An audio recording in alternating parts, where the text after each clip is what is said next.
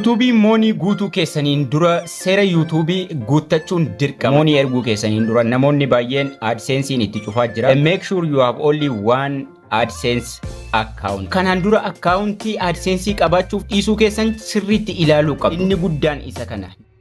Assalamu alaikum wa rahmatullahi wa barakatuh. Akkam jirtu hordoftoota channelii YouTube Abdul app. Channelii keenya monetize gochuun dura money applying gochuu keenyaan dura wantoota shanan nuti beekuu qabnu jira. Dirqama waan nuti sirreeffachuu qabnu. Bal'inaan waliin ilaallaa. Subscribe gochuu warri maatiin taane like share gochuun haga dhumaatti na waliin tura.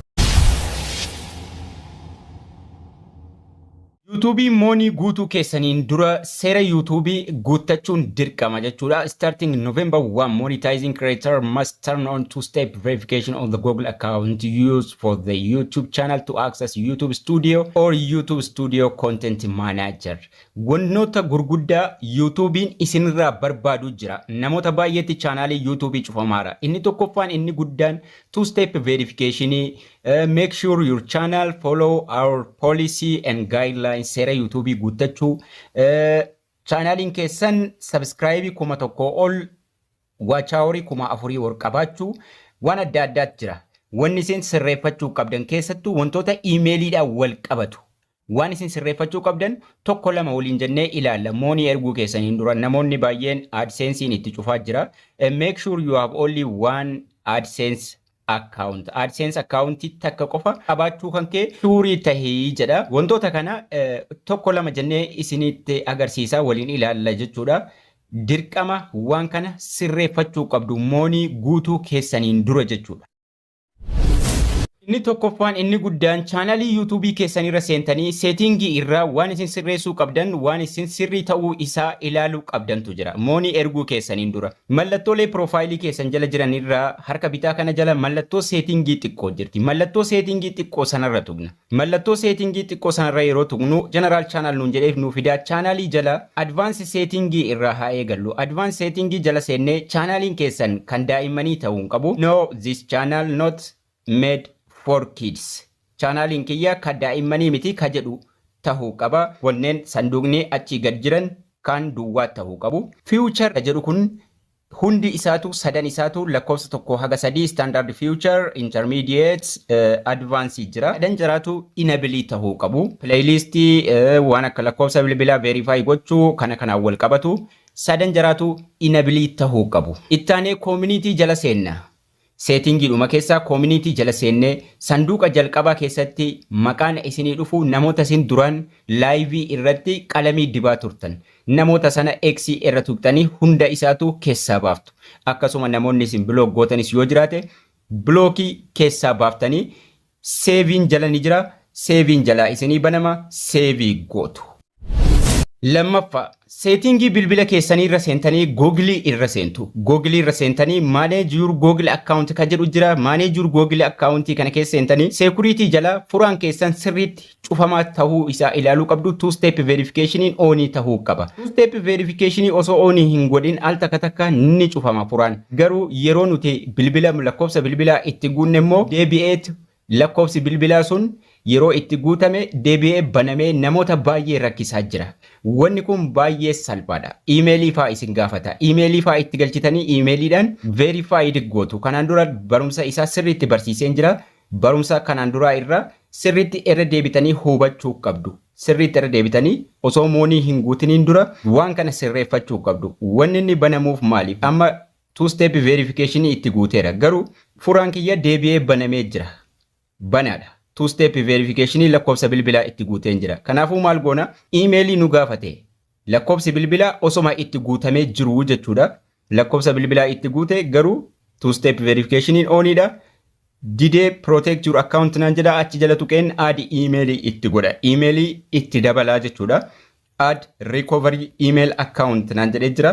Add recovery email account kanarra tuqeen gara Google Chrome nageessa deemee emailii kiyya itti naqa. Emailii biraa jechuudha. Emailii isa kan YouTubetiin ala ta'e itti galcheen two step verification kiyya akka furaan sun naaf qollofamu godhaa jechuudha. Iimeelii koo isa kan YouTube'itiin ala ta'e kan inni itti galchu yeroo inni iimeelii add nuun jedhu jechuudha. Haala kanaan verification code nuuf ergaa verification code san itti galfannee oonii godhannee kana cufachuun dirqama. Sanaan booda salphaatti duubatti deebitanii security jala galtanii iimeeliin keessan maaliin akka cufamee jiru sirriitti ilaaluu dandeessu. Bakka furaa kana jala C detail ka jedhu jira. C detail kanarra tuqxu. Sanaan booda xiqqoo gadi deemtanii two step verification nuun jedhee nuuf fida. Two step verification san yeroo gadi tuqnu ka sadaffaarra jiru kana jechuudha. Yeroo san gadi tuqnu lakkoofsa bilbilaatiin iimeeliidhaan backup koodiidhaan akka cufamee jiru nutti agarsiisa jechuudha. Two step verification jala saatii barbaanne two step verification setting ka jedhu ka achi jala jiru tuquudhaan gara setting keenyaa deemne waan feene saatii barbaannetti achi jala jijjiiruu dandeenya jechuudha. Kana barnoota kana bal'inaan dura barsiiseen jira. Daawwadhaa sirreeffadhaa. Isa sadaffaa inni guddaan wanni isin beekuu qabdan. Sadaffaa irratti kanaan dura akkaawuntii AdSense qabaachuuf dhiisuu keessan sirriitti ilaaluu qabdu. Achuma Google keessa setting irraa jechuudha.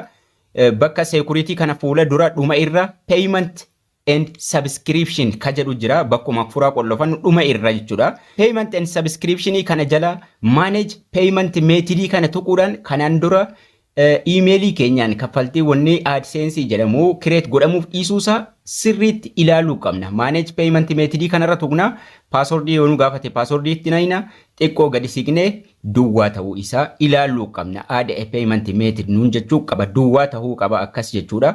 Ammas gadi siqnee duubatti deebinee manage subscription ka jedhu jira. Achuma payment jala sanarras tuqnee sunis duwwaa ta'uu isaa sirriitti ilaallachuu qabna. Inni guddaan isa kana. Namoonni baay'een AdSense taqabbaluu didee lakkoofsi lama diimaa itti bobeessaa jira jechuudha. Parchazii hundayyuu jala deemne tokkoon jira. AdSense create ittiin godhamee akkaawuntiin adda addaa ittiin banamuu dhabuu isa ilaalu. Manage payment method ka jedhu kanarra tuquudhaan keessa seentanii ilaaluun dirqama moonii guutuu keessaniin dura. Achirra yeroo seentanuu wanni ittiin wal qabatu Google Chrome, Play Store, YouTube. Yeroo AdSense banattanii kaatan akkaawuntiin keessan dhufee as keessa galaa jechuudha. Kanaan dura hin bananne yeroo moonii guuttanii kaatan isinii dhufaa jechuudha.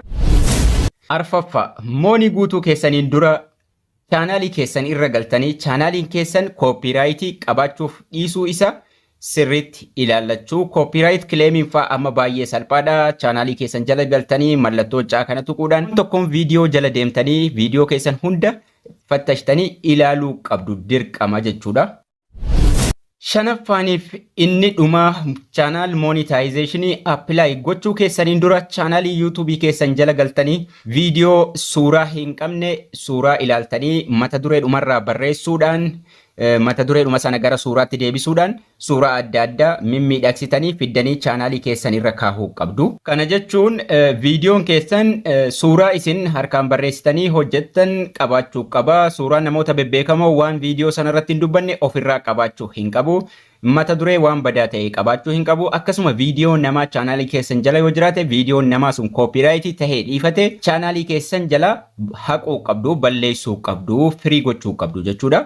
Waan akkasiin jala jiraachuun qabu. Community keessan jala galtanii viidiyoo namaa share gootan hunda of jala delete gootanii sanaan booda channel money apply gootu jechuudha.